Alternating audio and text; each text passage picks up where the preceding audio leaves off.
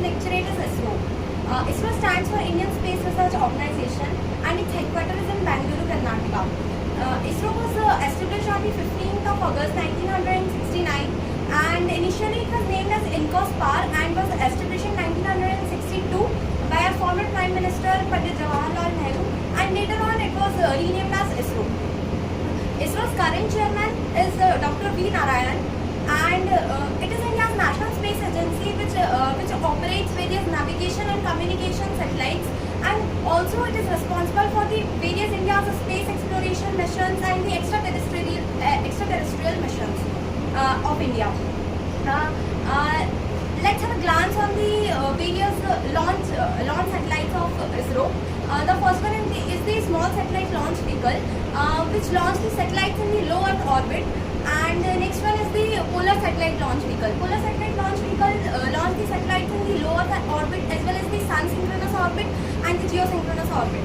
The next one is the geosynchronous satellite launch vehicle, which launched the heavier communication satellites, and ISRO is also planning to develop the reusable launch vehicles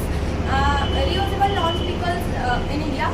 And let's discuss the extraterrestrial space exploration missions of India.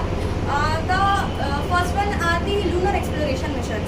The lunar exploration missions include the 3 Chandrayaan missions: the Chandrayaan 1, Chandrayaan 2 and Chandrayaan 3. Chandrayaan 1 was launched on the 22 October 2008, and later on the Chandrayaan 2 was also launched on 22 of July 2019, and recently in 2023 Chandrayaan 3 was launched.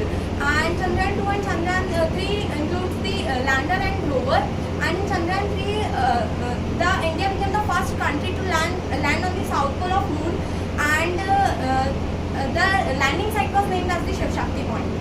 India is also planning to launch the Chandrayaan 4, which is the lunar sample collecting mission, and will be launched by 2028. And also Chandrayaan 5 also with the collaboration with JAXA, the Japan Space Agency. Also the Mangalyaan mission was also launched by ISRO in 2013, which was launched at very low cost of only $74 million by India, and India became the first country to launch this mission at very low cost. The future missions of ISRO includes the Gaganyaan mission, the establishment of the Bharatiya Antariksh Station by 2035, and the Mangalyaan 2 mission as well. So in conclusion, I would like to conclude by saying that India's unwavering efforts and dedication in the space